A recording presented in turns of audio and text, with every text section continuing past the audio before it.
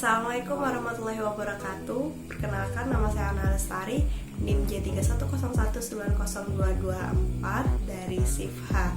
Di sini saya akan melaksanakan praktikum teknologi pangan dengan materi uji kesukaan atau uji hedonik.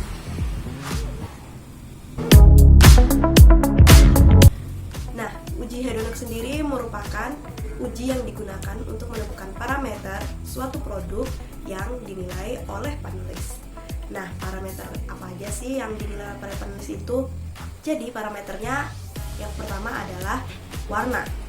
Terus yang kedua ada aroma, yang ketiga ada rasa, dan yang keempat adalah tekstur. Nah, keempat parameter ini nantinya akan dinilai oleh para panelis. Akan tetapi, keempat parameter ini tidak cukup untuk mengetahui apakah panelis itu menyukai produk yang sedang diujikan. Nah, oleh karena itu ditambahlah parameter yang kelima, yaitu keseluruhan, di mana pada parameter ini nanti akan ditemukan kesimpulan apakah panelis menyukai produk secara keseluruhan atau tidak. Nah, uji kesukaan atau uji hedonik biasanya dilakukan apabila uji didesain untuk memilih satu produk di antara produk lain secara langsung. Uji ini dapat diaplikasikan pada saat pengembangan produk atau pembandingan produk dengan produk pesaing. Uji kesukaan meminta panelis untuk harus memilih satu pilihan di antara yang lain. Produk yang tidak dipilih dapat menunjukkan bahwa produk tersebut tidak disukai oleh para panelis. Pada saat proses pengujian uji hedonik atau uji kesukaan ini, terdapat hal yang sering ditemui pada proses pengujiannya. Nah, yang pertama, hal yang paling sering ditemui yaitu adanya defisiasi yang tinggi. Kemudian yang kedua, biasanya panelis cenderung suka membandingkan sampel. Nah, gimana agar defisiasi yang tinggi itu tidak terjadi? Diperlukan beberapa langkah, seperti yang pertama, kita harus menggunakan panelis dengan jumlah yang banyak. Kemudian yang kedua, mempertimbangkan kebiasaan panelis suka atau tidak suka pada produk, di mana kita dapat mengetahui panelis ini menyukai produk ini atau tidak, yaitu dengan memberikan panelis form, di mana form itu sendiri berisikan tentang bagaimana panelis ini, apakah dalam sebulan panelis mengkonsumsi produk dengan jumlah yang banyak atau tidak. Apabila ditemukan panelis yang mencoba produk ini dalam sebulan bisa sampai 4 hingga 5 kali, maka dapat disimpulkan bahwa panelis tersebut menyukai produk tersebut. Oleh karenanya, panelis yang memiliki kategori orang yang suka dengan produk tersebut tidak diikutkan dalam proses pengujian ini, karena hasil dari uji ini bisa saja tidak efektif. Nah, kemudian bagaimana caranya membuat panelis jangan sampai membandingkan produk yang satu dengan yang lainnya? Nah, caranya yaitu dengan tidak membuat form penilaian menjadi satu halaman. Form harus dibuat terpisah untuk setiap produknya. Bila produknya ada 5, maka form penilaian akan kita buat sebanyak 5 lembar. Nah, seperti yang saya perlihatkan, bahwa ini form untuk sampel yang pertama. Di sini contohnya kita memiliki 3 sampel. Nah, sampel pertama, maka kita akan membuatkan form pertama di halaman atau di lembar pertama. Kemudian untuk sampel yang kedua, kita bisa menggunakan lembar selanjutnya dan juga seterusnya. Jadi antara sampel satu dan sampel lainnya formnya itu berbeda, tidak pada satu halaman, sehingga panelis tidak membandingkan antara sampel yang satu dengan yang lainnya. Dalam pemilihan panelis, kita juga harus melihat bagaimana karakteristik panelis itu sendiri. Nah, dalam pemilihan panelis, produk populer dapat menggunakan panelis konsumen, yaitu di mana panelis tersebut merupakan konsumen dari produk-produk yang sedang populer. Nah, kemudian uji kesukaan dapat menggunakan panelis tidak terlatih, Ingat ya bahwa uji kesukaan ini dapat diikuti oleh panelis yang tidak terlatih. Kemudian, produk khusus atau etnik tertentu dapat menggunakan panelis yang akan menilai secara eksotik. Jadi, apabila terdapat suatu produk khusus atau produk etnik, panelis yang dipilih merupakan panelis yang dapat menilainya secara eksotik. Nah, setelah tadi kita mengetahui apa itu uji hedonik, selanjutnya untuk lebih jelas kita akan langsung masuk ke proses uji hedonik. Next. Oke, baik para panelis, sebelum Anda memasuki proses pengujian, terlebih dahulu Anda mengisikan borang atau form kuesioner, di mana form ini berisi tentang kebiasaan makan para panelis terhadap sampel uji. Nah, borangnya atau formnya seperti ini. Dan nanti di sini akan diketahui apakah panelis menyukai produk yang sedang diujikan atau tidak. Silahkan panelis mengisi kuesioner ini. Kemudian setelah mengisi kuesioner, Anda bisa memulai untuk pengujian. Nah, dalam pengujian ini nantinya Anda akan diberikan form uji kesukaan, di mana form ini nantinya bisa Anda centang pada tabel-tabel yang tersedia sesuai dengan kode dari sampelnya. Di sini terdapat 3 sampel, maka nanti ada kode pertama, kode kedua, dan kode ketiga. Untuk setiap sampel nanti tuh formnya akan berbeda, dimana untuk sampel pertama ada form di lembar pertama formnya, kemudian untuk yang sampel kedua itu ada di form di lembar kedua, dan untuk sampel yang ketiga ada di form lembar ketiga. Nah, tujuan memisahkan setiap form dari kode-kode sampel ini tujuan agar panelis tidak cenderung membandingkan antara satu sampel dengan sampelnya yang lain. Oleh karena itu, di sini dibuat untuk setiap kode sampel berbeda lembar formnya. Oke, baik, di hadapan panelis sekalian terdapat 3 sampel, di mana ketiga sampel ini merupakan produk wafer yang disubstitusikan dengan tepung kacang hijau. Nah, nantinya panelis akan diminta untuk menilai parameter-parameter yang ada pada form penilaian. Nah, panelis nanti bisa memberikan nilai pada semua variabel yang ada pada form penilaian, mulai dari warna, kemudian aroma, tekstur, dan juga rasa, serta parameter yang terakhir yaitu keseluruhannya. Nah, langkah yang pertama, panelis menilai sampel yang pertama terlebih dahulu, dan sampel lainnya bisa disingkirkan terlebih dahulu. Nah, sampel pertama ini nanti akan panelis nilai mulai dari warna, kemudian aroma, tekstur, dan juga rasa, serta keseluruhannya. Nah, untuk pengujian yang pertama yaitu menilai warnanya, panelis bisa melihat bagaimana tampilan dari produk atau sampel yang pertama. Kemudian setelah itu panelis bisa mencium aromanya, dan yang selanjutnya panelis bisa menilai tekstur dengan cara mematahkan wafer. Setelah itu kemudian bisa Anda rasakan untuk mengetahui bagaimana rasa dari wafer itu, dan sebagai pewujudan dari seperti apa tekstur wafer itu ketika dimakan. Kemudian setelah itu Anda bisa berkumur untuk melanjutkan penilaian ke sampel kedua dan ketiga. Baik, Anda bisa memulai untuk mengujikan ketiga sampel, dimulai dari sampel yang pertama terlebih dahulu, kemudian sampel yang kedua, kemudian sampel yang ketiga.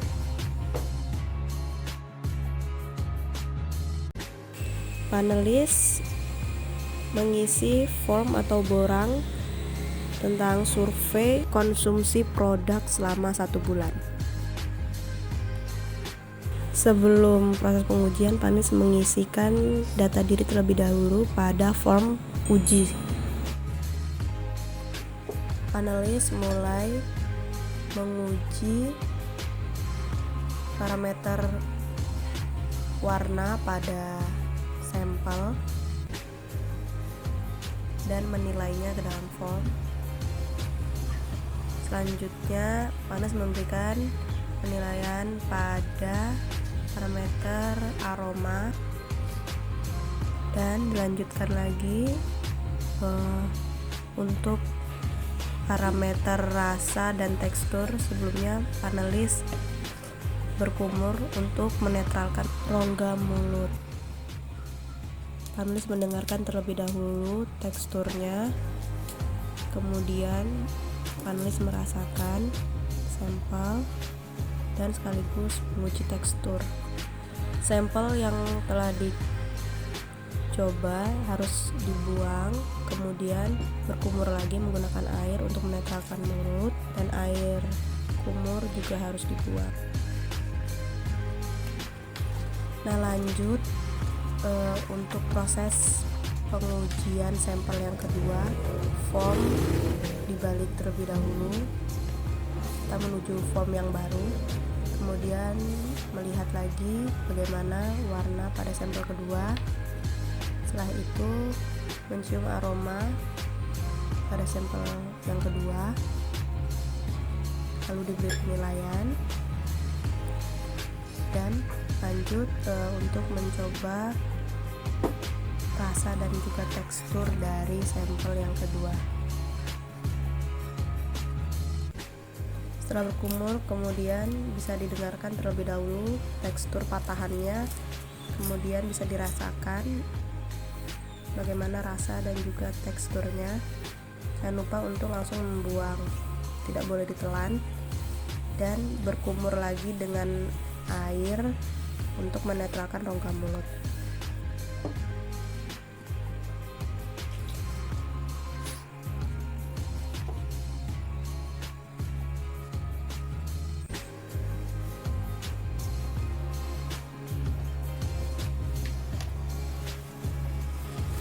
Oke, lanjut ke sampel yang ketiga. Kita balik dulu form, kita menuju form untuk sampel yang ketiga. Sama melihat warna, kemudian mencium bagaimana, lalu memberi penilaian. Setelah itu masuk ke bagian parameter tekstur dan rasa. Dengarkan suara patahannya untuk mengetahui teksturnya, kemudian dirasakan. Setelah dirasakan bisa langsung dibuang, jangan ditelan, dan setelah itu berkumur dengan air lagi untuk menetralkan rongga mulut.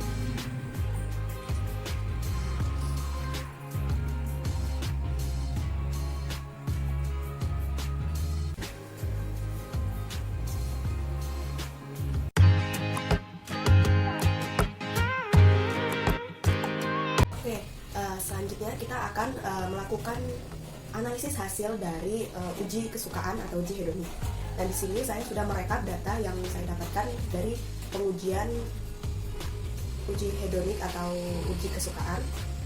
Di mana di sini saya memakai 5 orang panelis. Namun akan lebih baik apabila panelis itu berjumlah banyak, hingga 30 atau lebih. Nah, sebelumnya pada uji seleksi ini saya menggunakan 9 kriteria penilaian, yaitu dimana pertama dimulai dari nilai 9 dengan keterangan amat sangat suka, kemudian untuk nilai 8 yaitu sangat suka, dan untuk nilai 7 itu suka, hingga ke nilai 1 yaitu amat sangat tidak suka. Nah, dalam penelitian sendiri biasanya menggunakan skala 7 atau 5. Di sini kita menggunakan 9 skala itu. Nah, setelah kita rekap hasil dari uji hedonik, selanjutnya kita bisa mengetahui mana produk yang disukai, yaitu menggunakan cara uji statistik. Nah, uji statistik ini tujuannya untuk mengetahui apakah ada pengaruh pemberian substitusi tepung kacang hijau terhadap parameter setiap sampel. Nah, di sini pada sampel pertama dengan kode 490 menggunakan substitusi tepung kacang hijau sebanyak 5%, kemudian sampel kedua 10%, dan sampel yang ketiga 15%. Nah, uji statistik itu digunakan untuk mengetahui apakah ada pengaruhnya terhadap parameter uji pada uji hedonik. Nah, uji statistik atau SPSS itu caranya itu kita mengetahui terlebih dahulu nilai min atau rata-rata dari setiap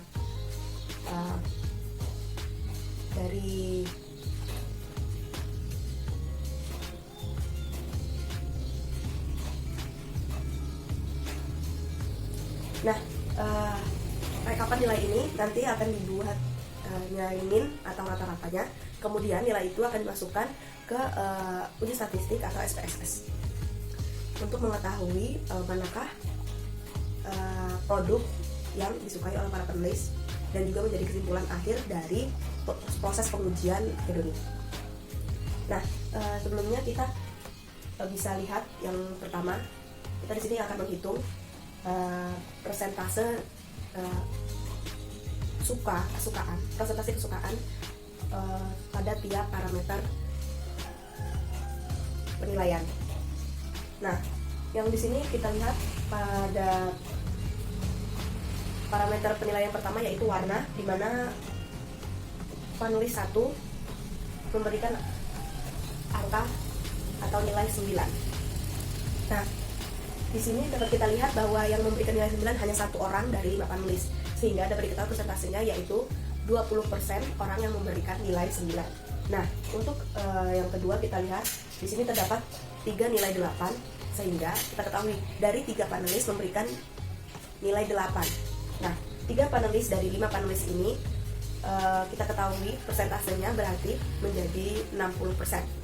Jadi ada 60% orang yang menilai parameter warna dengan nilai 8. Nah, kemudian untuk panelis 5 memberikan nilai 7. Nah, nilai 7 ini kita lihat ada 1 orang saja yang memberikan, yaitu panelis nomor 5. Jadi kita bersimpulkan bahwa persentase orang yang memberi nilai 7 yaitu 20%, karena hanya 1 orang dari 5 panelis yang memberi nilai 7. Nah, cara mempresentasikan nilai-nilai di setiap parameter warna ini terus berlanjut hingga ke sampel terakhir.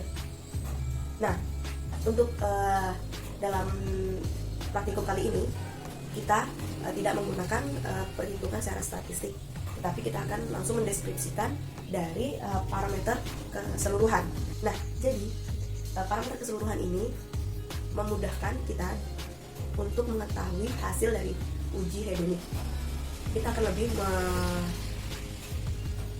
lebih mudah untuk mendapatkan manakah sampel yang disukai oleh para panelis. Nah, dari nilai-nilai keseluruhan pada sampel pertama, yaitu sampel 490, kita dapat melihat bahwa di sini memiliki nilai yang cukup tinggi. Kemudian untuk di sini pada sampel yang kedua itu nilainya tidak lebih tinggi daripada nilai parameter keseluruhan dari sampel pertama. Begitu juga untuk sampel nomor 3, nilai parameter keseluruhan tidak melebihi dari sampel pertama, sehingga dapat diketahui atau dapat disimpulkan dari analisis hasil uji hedonik bahwa Sampel yang disukai oleh para panelis adalah sampel 1 dengan kode 490, di mana sampel ini mengandung substitusi tepung kacang hijau sebanyak 5%. Itu tadi hasil analisis uji hedonik dari saya. Mungkin ada kekurangan, saya mohon maaf. Wassalamualaikum warahmatullahi wabarakatuh.